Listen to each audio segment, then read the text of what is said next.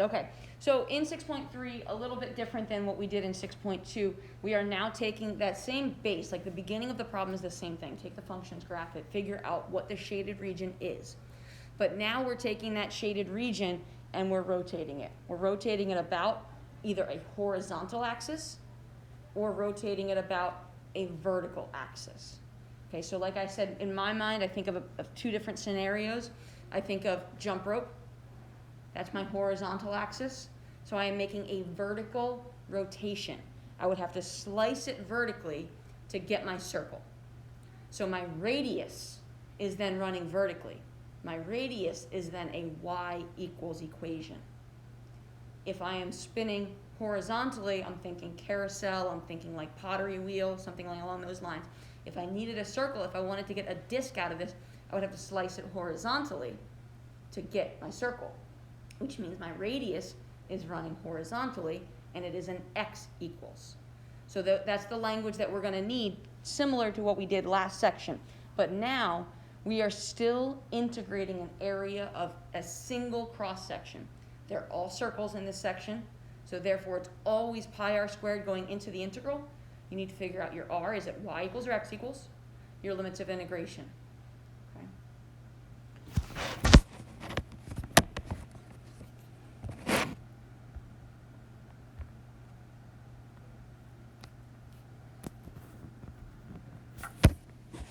So similar to what I was just saying, a solid of revolution is a solid obtained by rotating a region in the plane about a given axis. The cross-sections of these solids are circles. To find each solid's volume, we can integrate cross-sectional area. And for disk method, f of x is, of course, continuous on that closed interval a to b. Then the solid obtained by rotating the region under the graph is always going to be found by pi. You could put pi inside or outside, integral from a to b, or capital R squared they notate it as, or it's going to end up being a function. But it's a matter of is it y equals or x equals, and that's what we'll go through with the different examples. This is for a disk. This is for a single circle. There's no holes in it. We're also going to take a look at what we call washer problems, where there's an outer circle and an inner circle. So we have a big R and we have a little r. So we would have to subtract so that we can take out that in-between. So we can focus on the in-between. All right, so first example here. Calculate the volume of the solid obtained by rotating the region under the graph of y equals x squared about the x-axis from 0 to 2. So that is our focus, just graphing that. Two-dimensional normal parabola. Try not to graph the extra, and if you do, erase it or cross it off when you're done. You really want to focus on the domain that's given. So we have parabola x squared, which is the parent function, only from 0 to 2.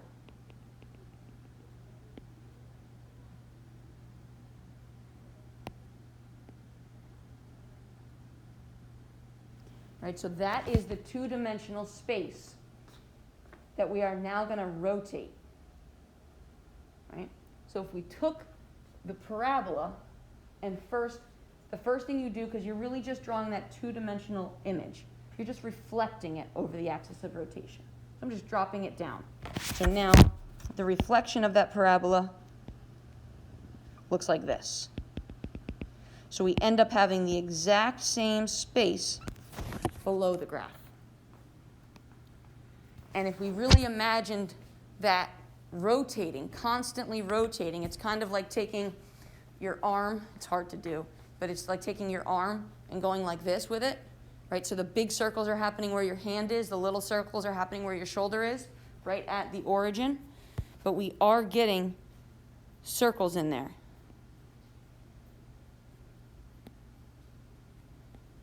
And you can see that they are changing based on the location of the circle. But the important thing is the way that it is rotating, the radius is running vertically.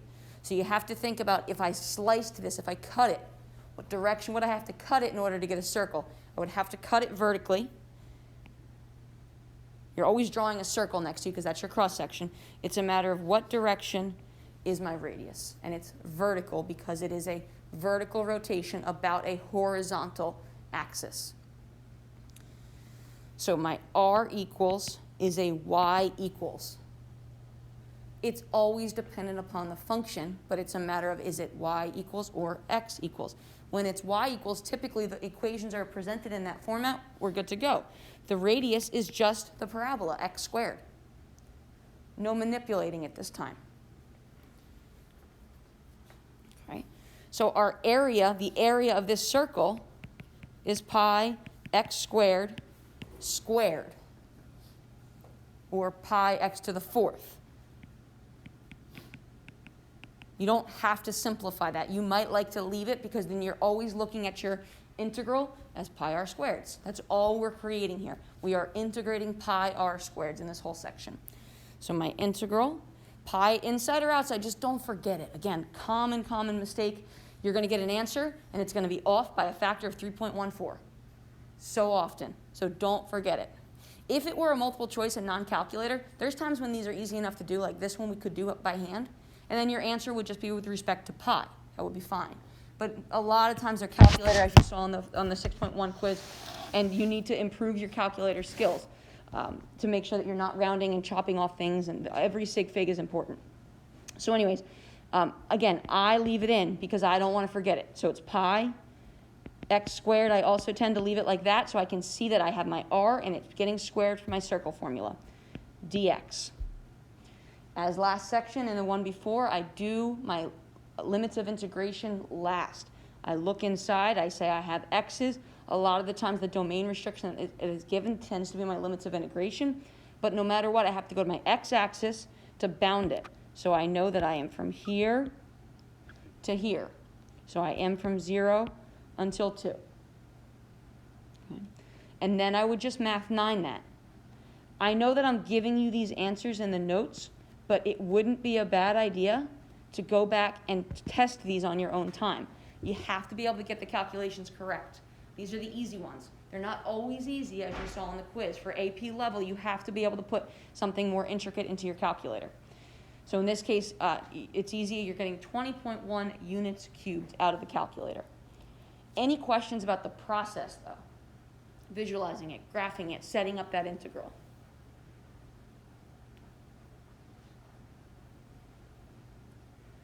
Okay. So that was a single equation given to find the radius. Now let's see this next example. Okay. So here's just basically the definition of it. So sometimes we will want to use the region between two curves, just like lesson 6.1 was when forming the solid. In this case, it's called a washer. So if you are a little bit mechanically inclined, you're thinking about, that spacer that goes on a screw on a bolt to put a little space in between whatever you're bolting together, right? So that's called a washer. So there's an inside hole, and then there's the big circle. A donut, a bagel, whatever. That's what we're making here, okay? So you have two functions. We have our space between. This is the graph that we will get every single time. Again, the book does a beautiful three-dimensional job. I won't always, but we do our two-dimensional. We will reflect it as I like to draw it. So I'll take this shaded space, I'll draw it two-dimensionally down here, and then I can visualize, all right, it's circling, it's circling. And when it's circling, you're going to get an inner and an outer. We want to take away the inner volume because it's a hole. It would look like this when it's all done. So we need to figure out, I call it big R and little r, outer, which is the one that's on top to begin with, inner, which is the one that's on bottom to begin with.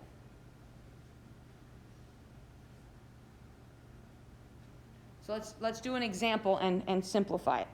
It's also, at its most basic form, we can all remember in geometry when we did the dart game, right? And you had the bullseye, right? And you had to find the area of like the red one or the green one, or something along those lines. So you found the area of the whole thing, pi r squared, and you subtracted away the area of the smaller one, pi r squared, and that left you with the color ring that you wanted to find. That's really what we're doing. Then we're going to take that and put it into an integral. But obviously the challenge is we need to draw that two-dimensional space, get a grasp on what shaded region is first rotating. Can we find the big R? Can we find the little r? Etc.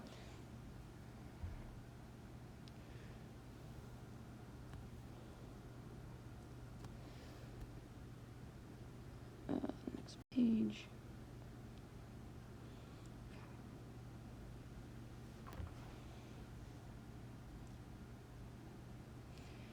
Okay, so I'm going to make this statement up top here, and this is true for all of these circle problems.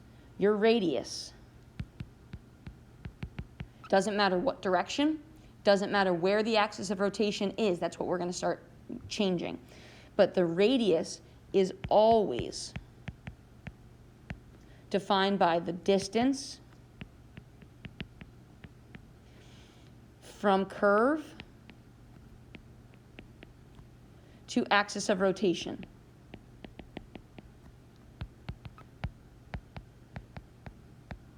So you're always going to be thinking top minus bottom, and sometimes the axis of rotation is above, sometimes the curve, the function is above.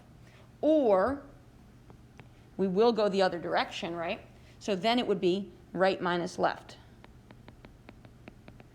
An axis of rotation, which is just a vertical or a horizontal line, if it's the actual y or x axis, is 0, which is why I don't have to show the minus 0. It's just the curve.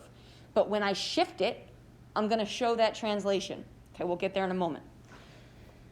So this example, find the volume obtained by revolving the region between y equals x squared plus 4 and y equals 2 about the x-axis, so that's what we're rotating it around, from 1 to 3. All right, so we get our drawing. 1 to 3, we are starting in the first quadrant and then reflecting down over the x-axis to the fourth quadrant. So x squared plus 4 is parent function shifted up 4. I just need this side of the parabola. Y equals 2. Again, I could put this in the graphing calculator. Try not to save your time here with these ones, just to get a quick sketch. I know that 2 is below the vertex of this parabola because I shifted up 4. So I'm here. So this is 2, this is 4, and I'm going from 1 to 3. So the space that is bounded, top, bottom, left, right, is right here. So the first thing I want to do before I start getting my circles drawn is I want to reflect this two-dimensionally. So notice that there is a space between the axis of rotation and the line 2. That same space has to exist down below. So I'm reflecting both the parabola and the line of y is equal to 2. So that's coming here, roughly. Doesn't have to be perfect. And here. These boundary lines can extend. And now I do have that same space down there. Let me color code this a little bit better. I'm going to change my line to 2 to blue. Okay, so now when I'm taking this shaded region and I'm rotating it about that horizontal line, the parabola is connecting with the parabola. It's making the big outside circle. So I have this happening. Red goes to red. The horizontal line is connecting with the horizontal line. Those are the smaller inner circles. Blue connects to blue. And that happens an infinite amount of times in there, right? It connects seamlessly throughout, but I'm just showing us one circle. So in order to get that circle flat on my page, I would have to slice it vertically, lay it flat, and it would look like this, right? My radius, most important part, is running vertically.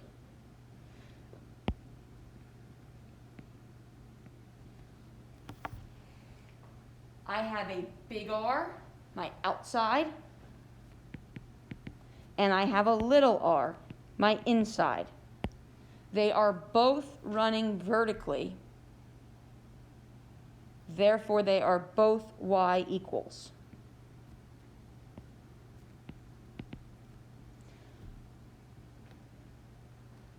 So the curves, the equations, x squared plus 4 and 2 are the two different equations.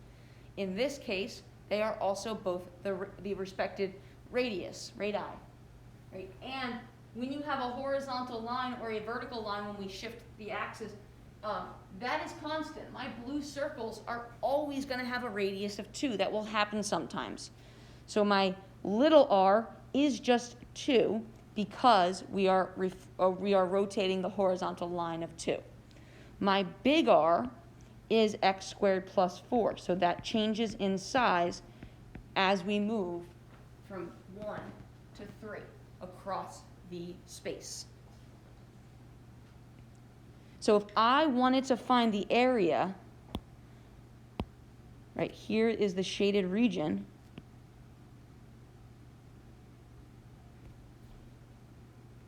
Of what I'm looking for.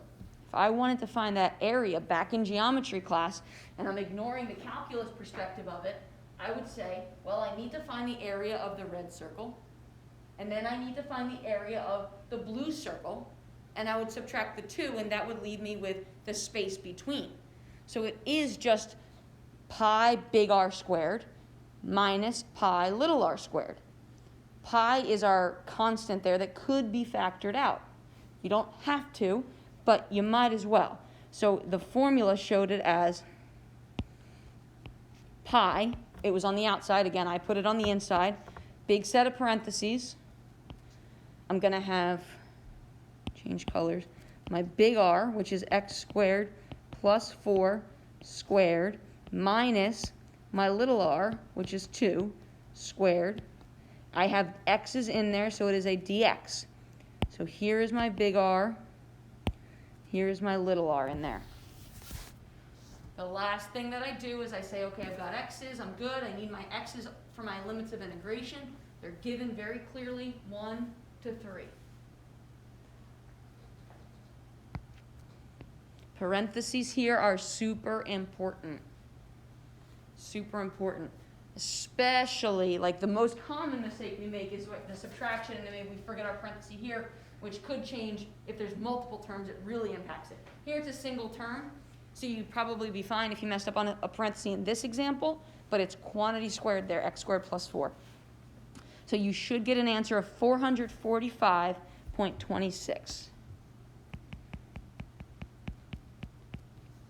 units cubed.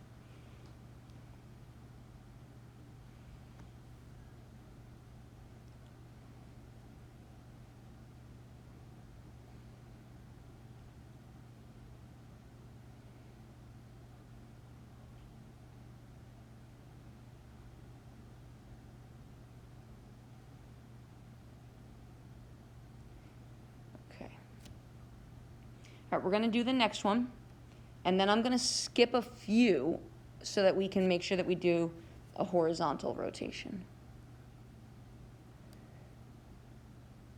Yeah. I guess we're only skipping one. Okay, we're going to do example 3, and then I'm going to skip example 4 for now.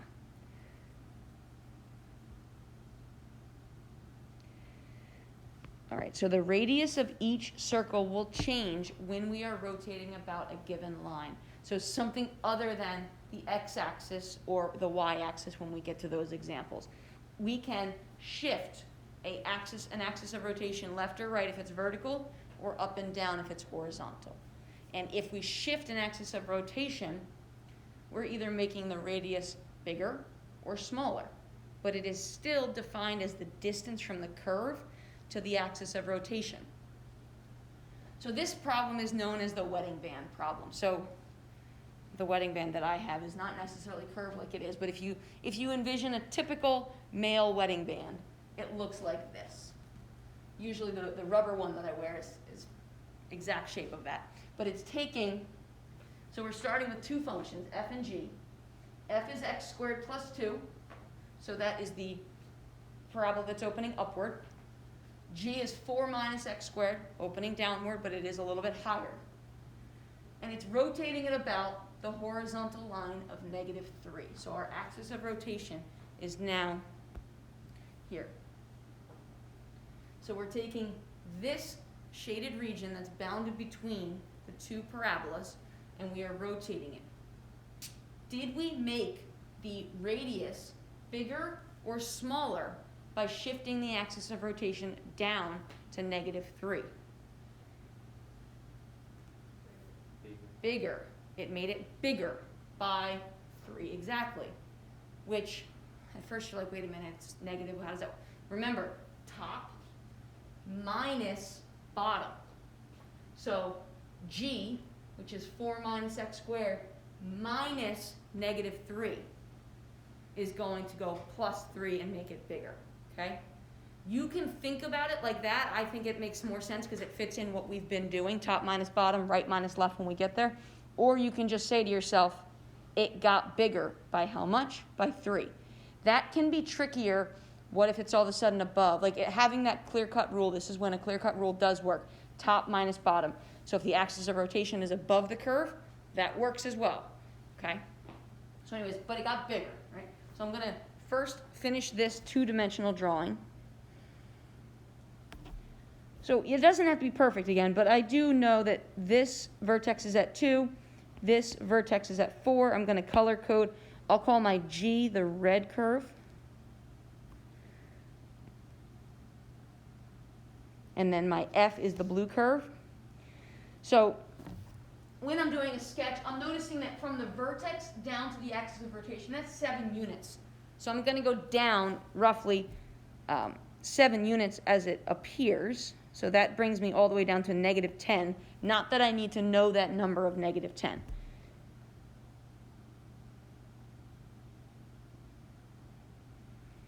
And then the blue is 5 units.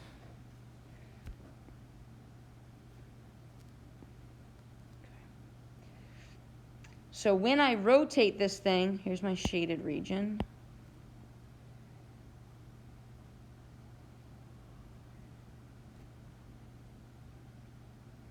I'm going to have big red circle. Oops, that's a highlighter.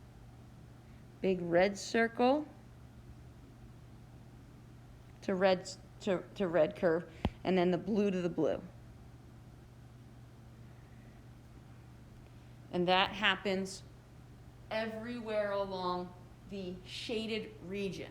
So what this question did not give us, it did not give us limits of integration, but it says that we're taking the enclosed region, the region between the graphs of. So we need to figure out what are these points of intersection. Sometimes easy, sometimes hard. These parabolas look pretty easy to work with, so that means that we should give it a try. Let's look at, the 1 and the -1 are on the graph. Don't trust it. Some of you on that quiz, which is harder, used like eyeball 1 or 2 and 5. The points of intersection were not that. So make sure you're not eyeballing ever on an AP, especially when equations are complicated. So in this case, I can set 4 minus x squared equal to x squared plus 2. I'll just add the x squared to the right, so I have a 2x squared over there, and subtract the 2 to the left, so I have a 2, divide by 2, x squared equals 1. Sure enough, it is plus and minus 1, so we are confirmed. So that's good. So my limits of integration are going to end up being -1 to 1. So now I have enough of a picture. The textbook does a nice job of taking it a lot further on their pictures. You really, I think, can get by with just the first one. And then picture yourself slicing. And then the fact that if we slice it, we have to slice it vertically. Wrong color. That's so big. To get our 2 circles laying flat. The radius is running vertically. So we need to figure out what big R is and what little r is. Again, distance from curve to axis of rotation. Top minus bottom. So for the red one, I am doing, top curve is the g. So I'm just going to write it like that for a second. G of x minus axis of rotation, -3. Little r, which is the inside, which is the f. So it's f of x minus axis of rotation minus -3. That is something that I will simplify because I don't want to have extra parentheses with the minus negative. That gets a little silly. But so for my integral, when I go there, I'm going to have the integral, pi, don't forget it, big parenthesis, another set of parentheses for my big R. Let me go red now. So g, which is 4 minus x squared, minus -3 or plus 3, I'm going to have a 7 minus x squared. Squared. Common mistake, we forget that squared. The formula of a circle, pi r squared. Minus little r, f, which was x squared plus 2, plus a 3 is going to be x squared plus 5. Squared. Close the big parenthesis, dx it, then do your limits of integration, right? Every time we get an error in our calculator, it's probably because we opened a parenthesis and didn't close it. That's a really common mistake. So if I'm, either way, I'm putting the pi in here. I need a big set of parentheses because the pi needs to go to both of those r's.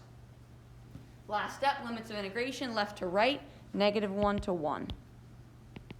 So this answer should come out to be 100.53 units cubed.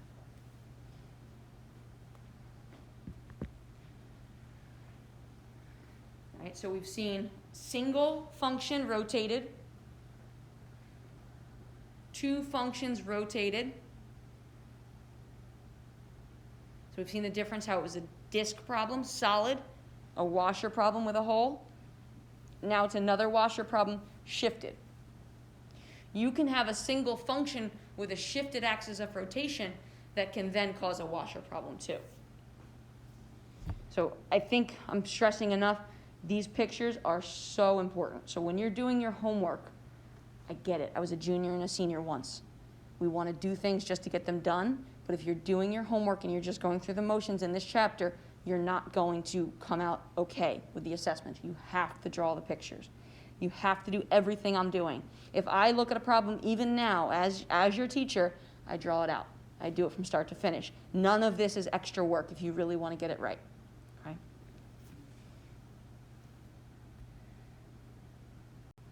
All right, so I'm going to, example 3, that's just written again. That's the same one. Example 4, I'm going to skip it for now, not because it's a bad problem. I think it's on the other video, but I want to get to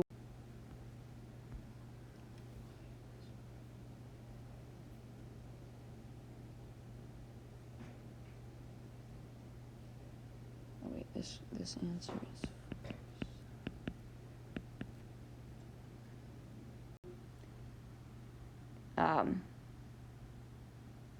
example 5, because now we're rotating in the other direction.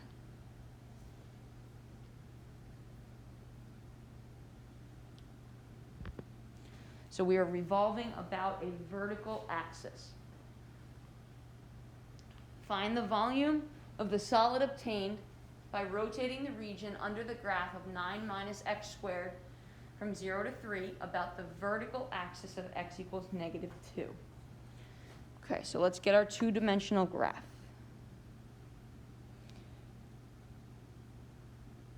So the symmetry, when we're rotating horizontally, we will have a reflection over the y-axis, so we will need quadrants 1 and 2 most commonly.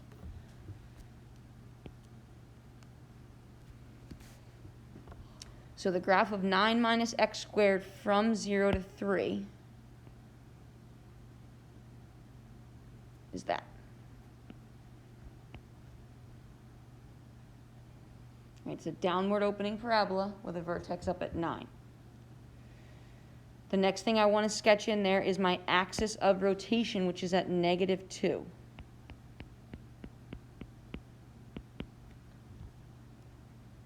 So there's a space. Let me shade my region first before I keep going. Right, so this is the space that was bounded by the curve and the domain restriction from 0 to 3.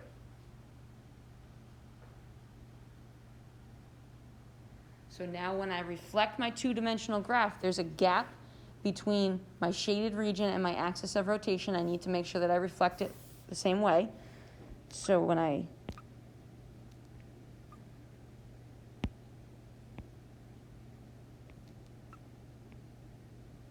sketch it over to here,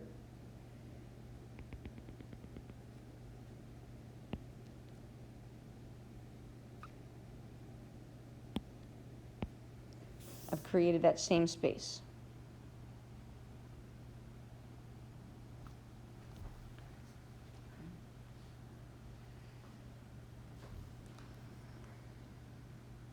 So when I am rotating it, carousel style, red goes to red,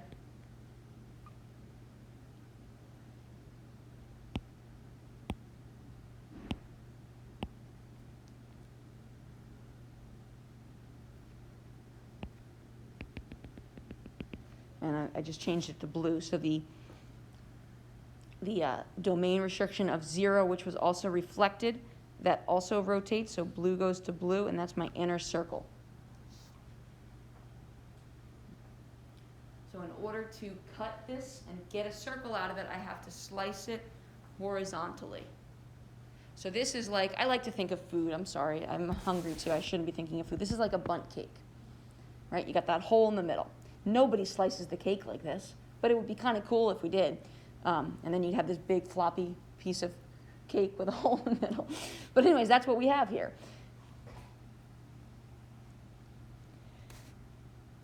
So my outer is red, my inner is blue, and my radius is running horizontally. So now, big R equals X equals, little r equals X equals. So we need to figure out those values with respect to X's. Right, and make sure you draw that line for the radius immediately. Because as soon as you have a circle on a page, you're like, oh, well, the radius can go whichever direction. It doesn't really matter. But it does matter because we're pulling the dimension with respect to the graph. So the direction of it is really important. So horizontal X equals. So for the big R, the equation that we're looking at starts as f of x or y equals 9 minus x squared. So we need to solve that for x equals. So I'm going to switch x squared and y. So I have an x squared is equal to 9 minus y. And I'm going to square root it. We don't want plus and minus because for the radius, right, it's only going in that one direction. If I did the negative, it would be over there as well, which is the reflected. But for the radius, I only want half of it anyway. So that's the equation rewritten. But remember, it is the axis of rotation is shifted. So it's distance from axis of rotation, distance between curve and axis of rotation. In this case, right minus left. So we are doing our root 9 minus y minus negative 2. It got bigger. Like if I just rotated right here around the y-axis, it would just be the root 9 minus y. But I made it bigger by shifting this way. So I'm subtracting negative 2, but I'm adding 2. The inner circle is made because of that shift. So there's not really a function per se, but you could, if you wanted to follow the same pattern, it's from y-axis to negative 2. So it's from 0 to negative 2. 0 minus negative 2, or 0 plus 2 is where that's coming from. You definitely don't have to show it in that way, but it still is following the right minus left pattern. So in our integral, we have our pi, big parenthesis for the big R, which is root 9 minus y, plus a 2. Careful with what's under the radical and what's not. And then we are squaring that. Minus, take away the little r, which is 2 squared. Close that parenthesis. It is a dy this time. So limits of integration, we need to go to our y-axis, bottom to top. they restricted us 0 to 3 for our original graph. Those are not the limits of integration this time. What are they? What? 0 to 9. The vertex, the y-coordinate of the vertex. Okay? So sometimes it's as simple as just take that domain restriction. Those are your limits. But a lot of times it's not going to be. Again, that's why I always leave it for the end. I have a complete picture. I can look at it. I have y's in my integral. I say, okay, what's the lowest number? What's the highest number on the y-axis? We bounded it left and right already with our radius. Now we need to bound it bottom and top with our numbers, right, that actually enclose the space.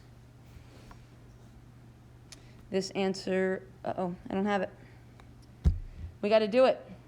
Pressure's on. What do we get? I need a couple people to try it at least so that we can confirm that we are correct.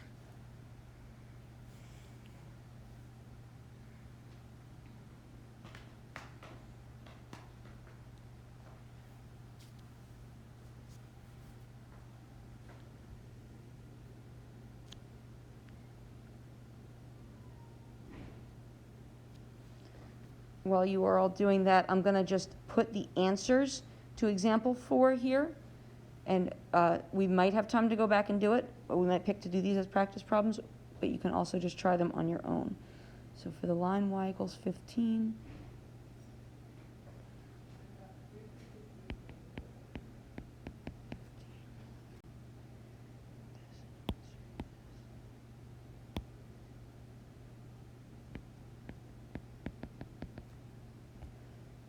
okay, I have an answer right now of 353.43. Can anybody confirm that yet?